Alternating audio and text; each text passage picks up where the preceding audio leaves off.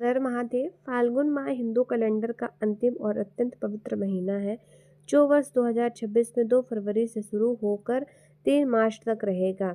इस महीने में भगवान शिव और भगवान विष्णु की भक्ति का विशेष महत्व है, जो भक्ति और नए बदलाव की शुरुआत का प्रतीक है। फाल्गुन मास की कथा महात्म्य। भक्ति भाव से प्रारंभ।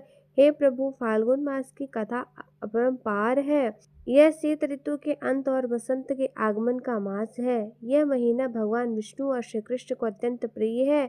जो मनुष्य इस पूरे महीने कृष्ण प्रेम में डूबा रहता है, वह संसारिक सुखों को प्राप्त करता है। प्राचीन काल में एक राजा ने पूछा कि फाल्गुन मास की क्या महिमा है। तब ऋषियों ने कहा, राजन, यह मास तपस्या और उत्सव दोनों का संगम है।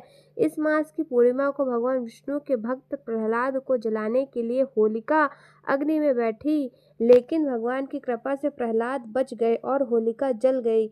यह दिन असत्य पर सत्य की जीत का संदेश होता है। फाल्गुन माह का महत्व। होली का उत्सव। इस माह में लोग अपने पुराने बैर भाव भूलकर खुशियों के रंग में रंग जाते हैं। ब्रज में होली के साथ फाल्गुन में कृष्ण जन्मोत्सव जैसा उल्लास होता है। फाल्गुन कृष्ण चतुर्दशी महाशिवरात्रि को शिव पार्वती का विवाह हुआ था। इस मास में अन्न, वस्त्र और रंग बिरंगे फूलों का दान करने से कई गुना पुण्य मिलता है।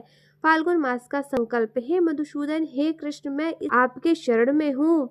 मेरे सभी पापों का नाश करें और मेरे जीवन में खुशियों के रंग भरें। फाल्गुन का महीना हमें यह सिखाता है कि जिस प्रकार वसंत ऋतु में प्रकृति पुराने पत्तों को त्याग कर नई पत्तियां लाती है, उसी प्रकार हमें भी अपने जीवन से बुराइयों को त्याग कर नई ऊर्जा के साथ प्रेम का संदेश फैलाना चाहिए। बोलो फाल्गुन मास की जय।